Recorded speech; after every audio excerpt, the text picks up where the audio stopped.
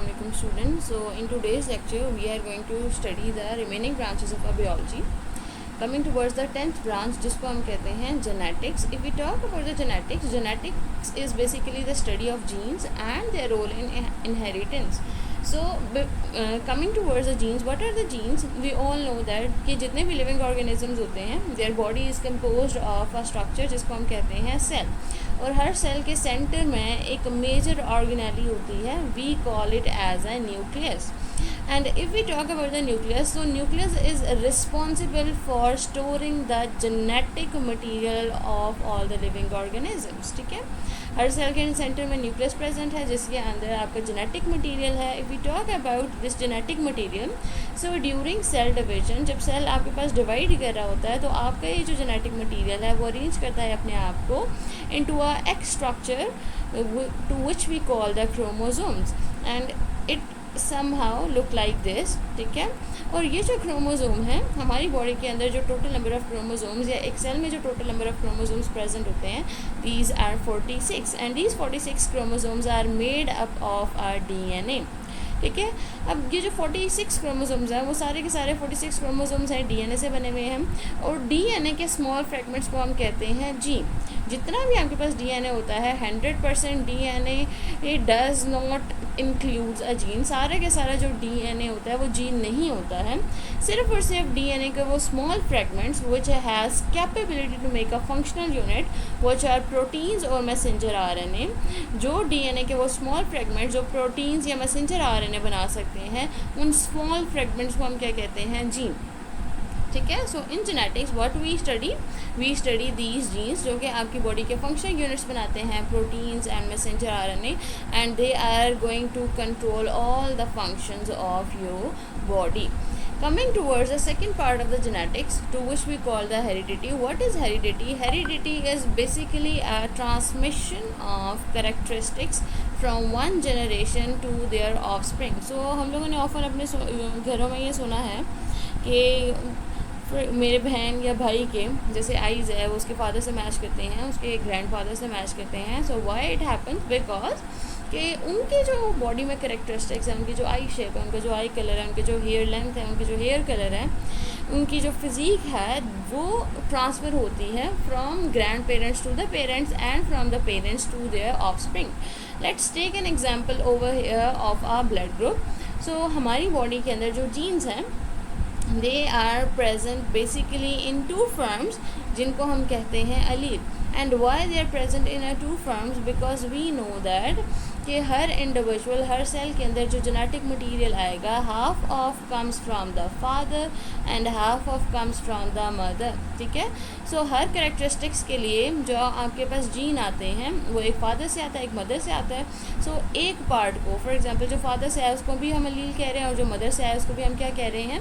अलील. ठीक है, let's talk about the blood. तो आपके जो अलील हैं, अगर आपके सेल के अंदर अलील ए है, so let's take an example of the blood group.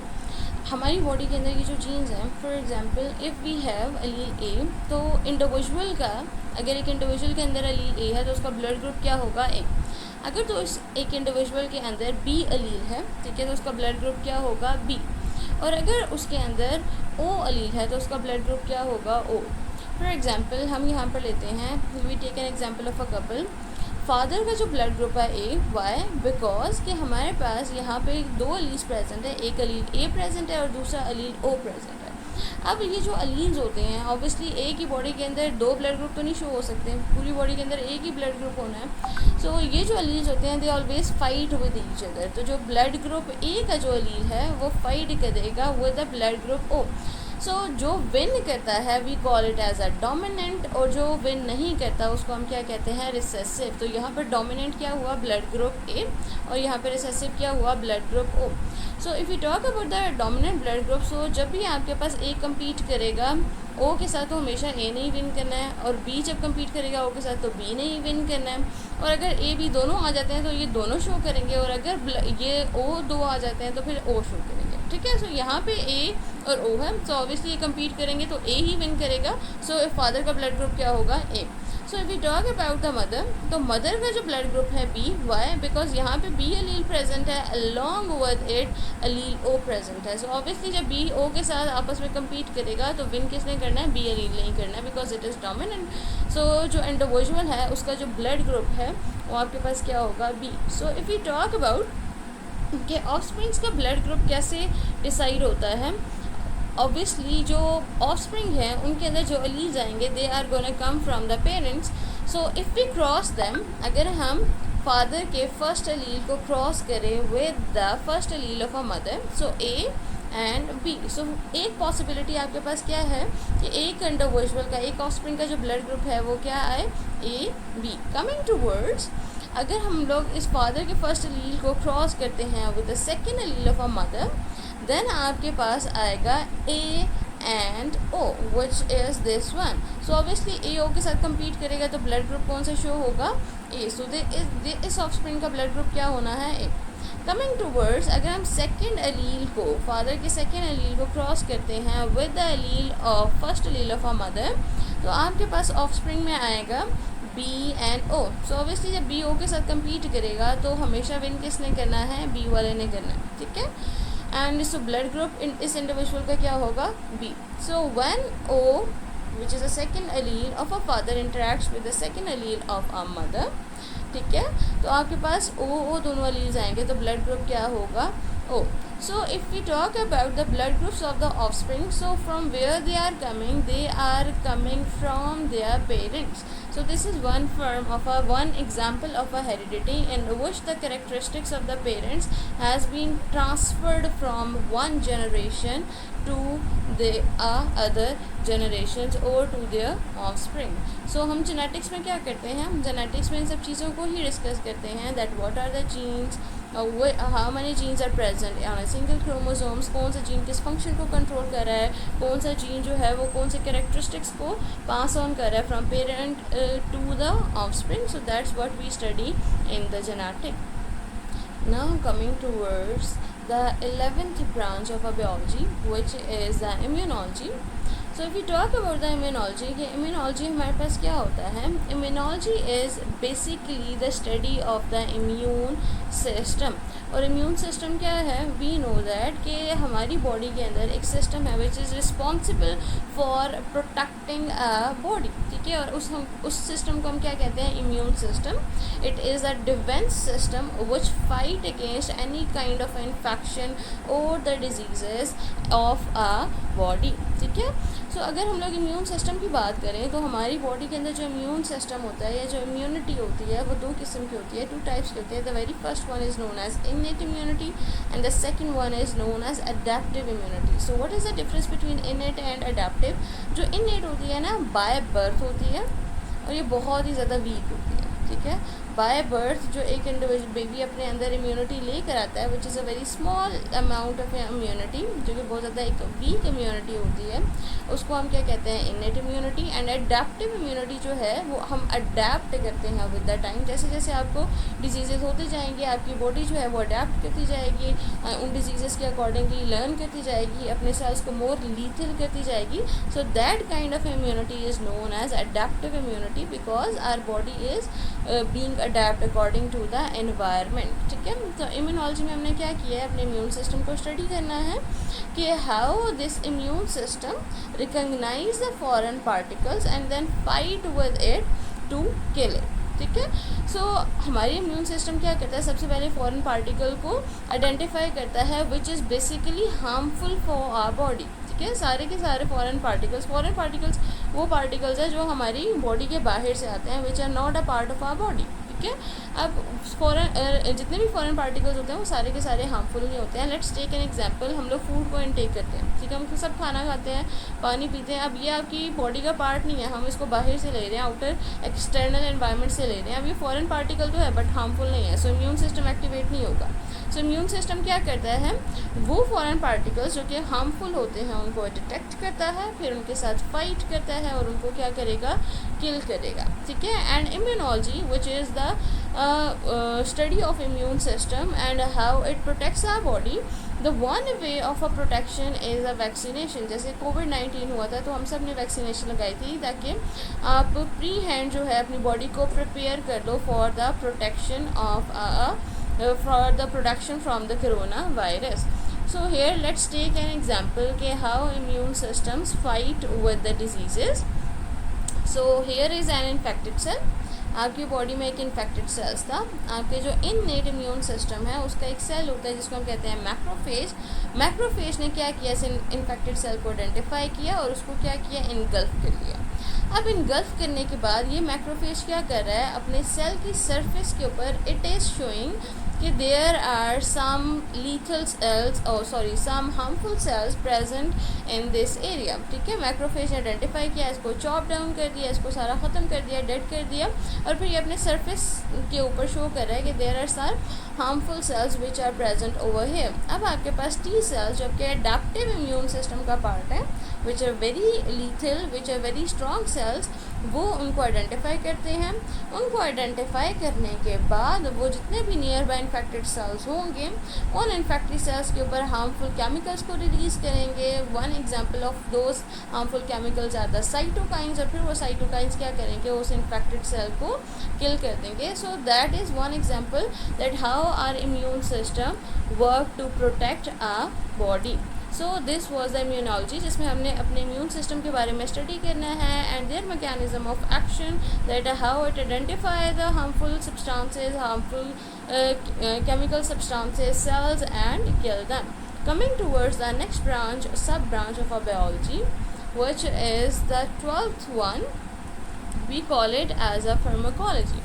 So what is a pharmacology? Pharmacology जो word है, it comes from a Greek word pharmakon and logos. If we talk about the pharmakon का मतलब होता है drug or a poison. ठीक है, and logos means study or a knowledge of. So in a pharmacology we study about the drugs or the poison. So pharmacology जिसके अंदर हम drugs के बारे में या पॉइजन्स के बारे में स्टडी कर रहे हैं, वी दीज ड्रग्स और पॉइजन्स आर बेसिकली मेडिसिन्स. ठीक है, जो मेडिसिन हम लोग लेते हैं to treat any kind of a disease, we are studying them in a pharmacology. So study of a drugs and their interaction, how they interact with the body and how their interaction leads to the treatment of that disease, that's all studies under the pharmacology. ठीक है, along with it, अब जाहिर सी बात है, हम जब भी कोई मेडिसिन लेते हैं उसका कोई ना कोई साइड इफ़ेक्ट ज़रूर होता है. कोई ना कोई एलर्जी हो जाती है आपको, कोई ना कोई आपको डिफरेंट जो है सिम्टम्स शो होते हैं, रेडनेस शो हो जाती है, समटाइम्स फीवर हो जाता है. So these are all the side effects of the medication. So we also study the side effects of the medication in it as well. Along with it, their mechanism of action, that how these drugs are going to interact with the body, how these drugs are going to be absorbed by the body and then distributed throughout the body. और फिर जो आपके पास after the treatment जो drug remaining आपकी body में रह जाती है उसको कैसे एलिमिनेट करना है, all these factors are studied in the pharmacology. So आपने क्या करना है, आपने सबसे पहले ड्रग को स्टडी करना है कि ड्रग्स कौन कौन सी आपके पास हैं और कौन सी डिजीज़ के अगेंस्ट आपने कौन सी ड्रग देनी है, and how these drugs are going to interact with your body. ठीक है, वो कैसे इंटरेक्शन करेंगे, उनके मोड ऑफ एक्शन क्या है.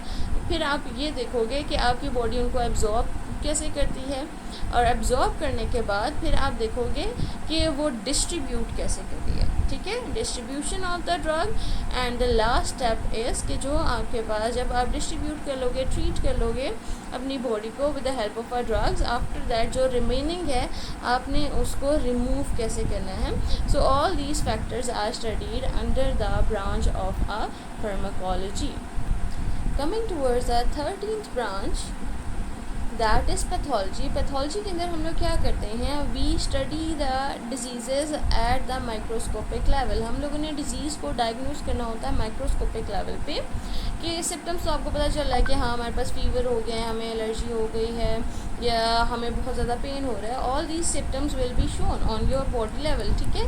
लेकिन माइक्रोस्कोपिक लेवल पे आपकी बॉडी में क्या डिफरेंस आया है, that is going to be study in the pathology. जैसे for example if we have a disease of a red blood cells, तो नॉर्मल जो आपके पास रेड ब्लड सेल्स होते हैं उनका स्ट्रक्चर कुछ ऐसा होता है, ठीक है। And when these red blood sales get infected, तो उनका जो स्ट्रक्चर होगा they will have some abnormal molecules in their structure. So these kind of a differences कि आपके पास एक normal cell के अंदर और एक infected cell के अंदर क्या differences होते हैं, these are all differences are studied under the pathology. Let's take here an example कि अगर आपके पास एक normal healthy epithelium cell है, healthy epithelium cells जो हैं, epithelium cells are found in the outer coverings in our body, for example skin. आपकी skin के अंदर प्रेजेंट होते हैं, आपका जो डाइजेस्टिव ट्रैक्ट होता है उसकी इनर लाइनिंग्स में प्रेजेंट होते हैं, आपके रिस्पायरेटरी ट्रैक्ट के इनर लाइनिंग्स में प्रेजेंट होते हैं. So these epitheliums are present on the outer covering of your body. So this is the normal structure of an epithelial cells. But जब भी आपके पास कोई वायरल इन्फेक्शन हो जाएगा तो वायरल इन्फेक्शंस में जो सब्सटेंसेस हैं, वायरस जो हैं, they will penetrate in your cells and as a result आपके पास क्या हो जाएंगी, इन्फ्लेमोसोम एक्टिवेशन हो जाएगी. वाई? बिकॉज हमें पता है कि जब भी आपके पास कोई वायरल या बैक्टीरियल इन्फेक्शन होता है तो सबसे पहली जो चीज़ हमें नज़र आती है that is inflammation which is swelling. ठीक है, आपको वहाँ पे बर्निंग होना स्टार्ट हो जाएगी, रेडनेस होना स्टार्ट हो जाएगी. ठीक है. So why it happens, because जो नॉर्मल स्ट्रक्चर होता है it has been altered due to the entry of the foreign particles which affected your cells. ठीक है. So in a pathology what we do, we study the diseases. क्या आपके पास normal cell conditions क्या होती हैं, और जब कोई डिजीज़ हो जाती है तो फिर आपके पास एक जो सेल का जो स्ट्रक्चर है, how it changes. And we know that whenever a structure changes, so it will automatically leads to the change in a function. Change in a structure always leads to the change in a function. और फिर जब वो अपना function नहीं perform करेंगे तो हमारे जो बॉडी के जो नॉर्मल मैकेनिज्म है वो रन नहीं कर सकते. So in a pathology we are going to study all these factors that we diagnose a disease at a molecular level. आप उसके सेलुलर लेवल पे, टिश्यू लेवल पे जाके देखते हो कि आपके जो स्ट्रक्चर्स हैं उनमें क्या अल्टरेशन हो गया है जिसकी वजह से आपके पास ये जो डिज़ीज़ है वो शो हो रही है. सो that is about the pathology.